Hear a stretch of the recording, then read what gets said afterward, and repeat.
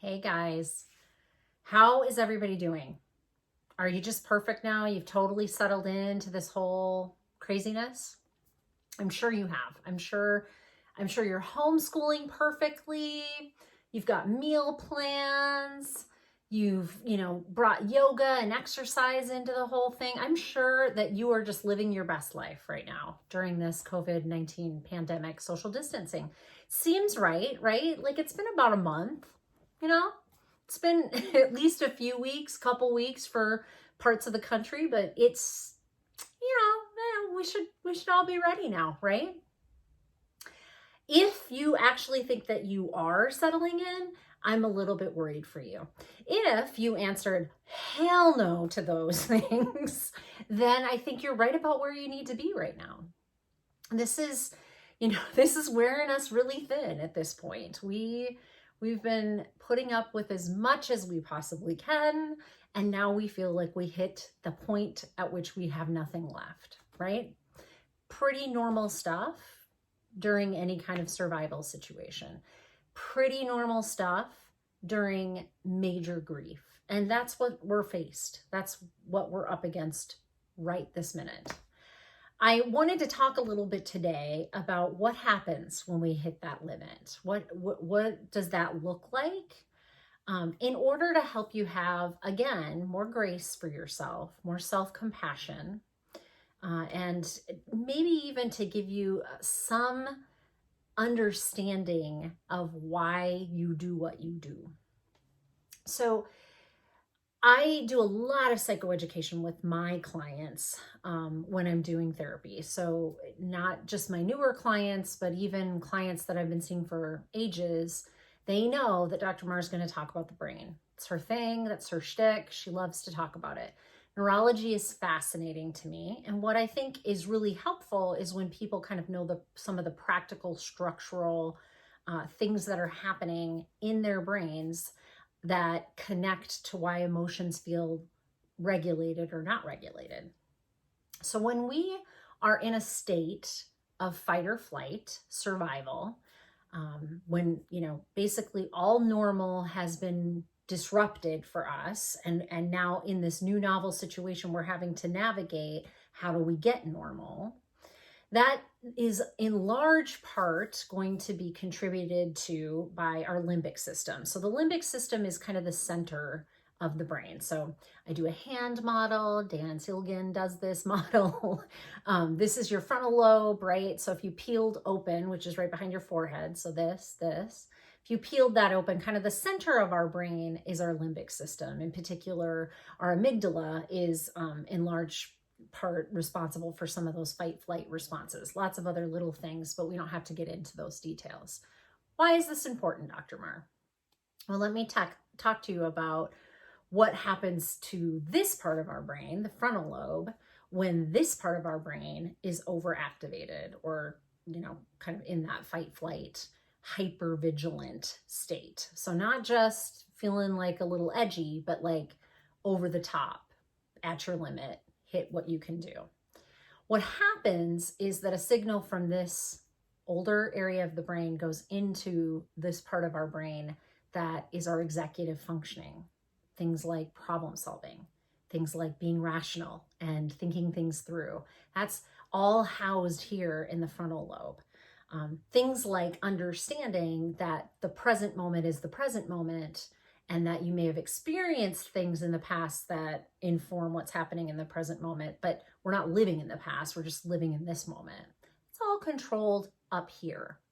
So if this part of our brain sends a signal to this part of our brain that I'm going to shut you off, like just, you can go into the background for a little bit, and I'm going to take over because this is instinct, this is what we have to do. We tend to go back to very basic, I hate to say primitive, but just kind of our basic coping mechanisms. Fight, flight. How does that look in human behavior? Well, generally it looks like acting like a kid, right? Kids come into the world with their instinctual, brain-based coping mechanisms for emotions.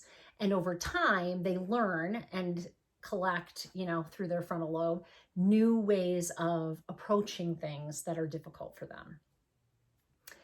When we are pushed to our brink and we kind of pass that line, where do we go? We go back. We just go back to the oldies, the goodies, the ones that are surefire and the ones that are going to come out by instinct.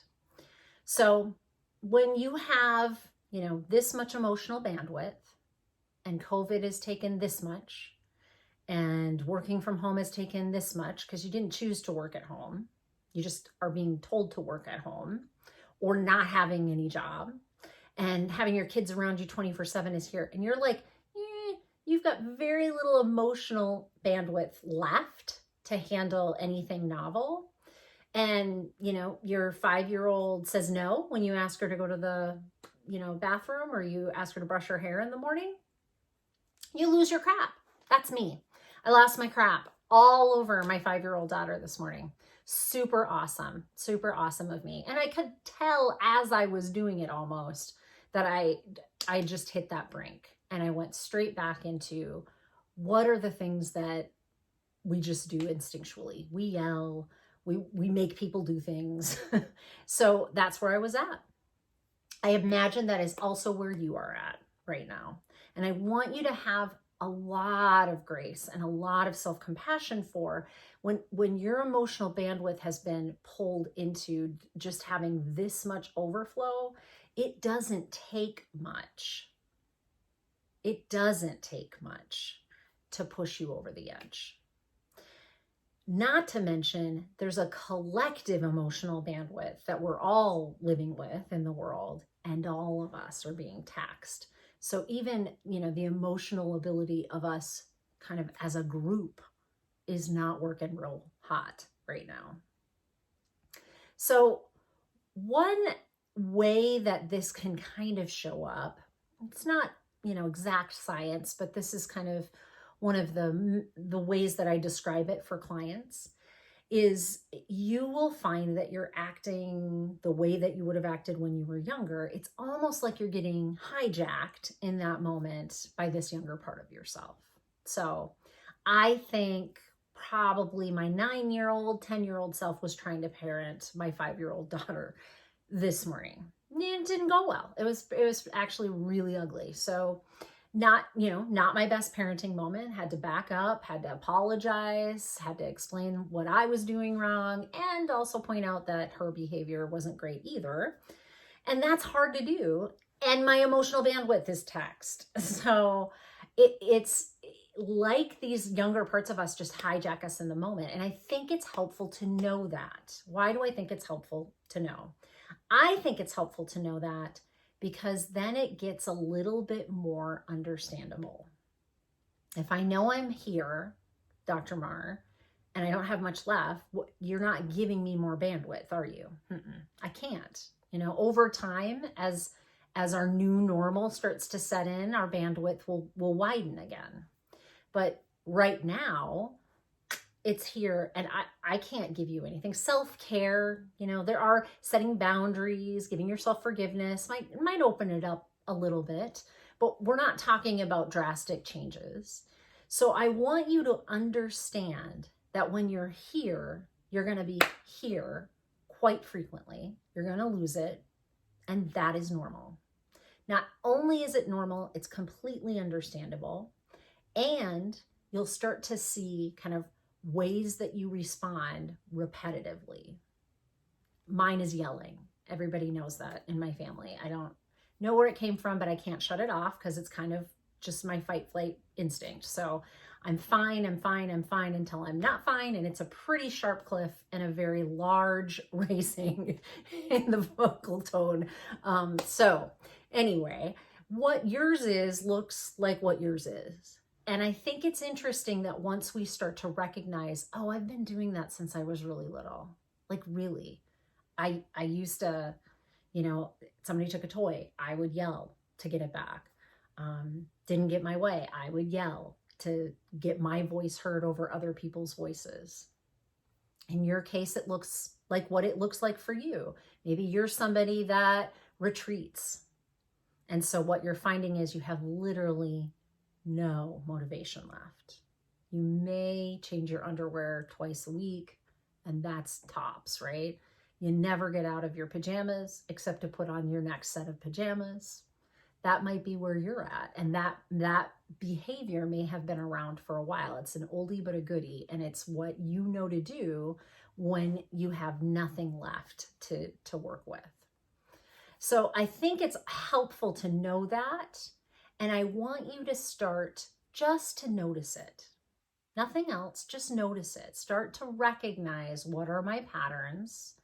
How do I know when I'm in this state, when I've hit the I have nothing left? Because I'm going to need to figure out ways to get just that little bit of edge back so I can stop acting in that manner. I don't want to be at my wit's end. I don't want to be yelling at my kids. I don't want to be so stressed out all the time. And I have limited ability to control so many factors of what's going into that. I want to know when it shows up, it looks like yelling for me, and I need to do some things to give myself some bandwidth back. So I stop going instinctually, like a hijacking right back into old behaviors that I've had since I was a kid. When you start to notice what your patterns are, you will also notice that it becomes easier for you to quickly get a little bit of bandwidth back, just a teeny bit. You know, you got to take a break, tag out, have, somebody else parent. It actually snowed in Minnesota yesterday. So, homeschool might have been a snow day today, as far as I'm concerned. I don't actually have to do very much with the 5-year-old, but if I was like I would have needed a little bit of that back. And it helps you to start to see this pattern. I have very little, and it looks like this when I've hit the point. Now I need to give myself a little bit back, and that might be not getting a deadline at work and explaining COVID-19. I have nothing else. Like I don't know. I'm working from home with small people all over me. I don't know. I can't do anything else. It might look like setting limits with who you talk to, or who you spend your time even virtually with, because they're agitating for you, or they take a lot of energy for you to have conversations with. They might be close loved ones, in-laws, or your mom or your dad, or aunts, uncles, brothers, sisters, and you're like, oh no, like no, I'm not going to be talking to them. That sometimes gives yourself just that much more bandwidth back. It could look like, the bucket fillers. Yes, go outside, take a walk. Yes, eat well. Please, for the love of God, be sleeping and keep a good sleep pattern. Do not shift it too much from what it would have been normally. Our circadian rhythm is like tied to that limbic area. I mean, it comes from another area of the brain, but it's also interconnected, and you disrupt one place and you disrupt another place. And if you start taxing parts of your brain, what that looks like in our life is less and less and less of the emotional bandwidth. So I hope you find this helpful, just to understand a little bit better. Why is it that I'm losing it?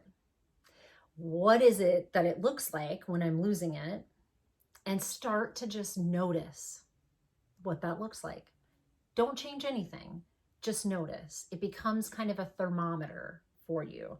It tells you, oof, you've got really nothing left. You're skating on thin ice, and I think you need to add some stuff in so that you can take care of yourself, which makes it pleasant, more pleasant for everybody around you. I just ask that you stay well, stay inside, and I hope that, life in your world is looking as good as it can be, and that you're being very compassionate towards yourself when it isn't looking great, and very graceful around the mistakes that are just inevitabilities for all of us right now. Thanks, guys. Bye.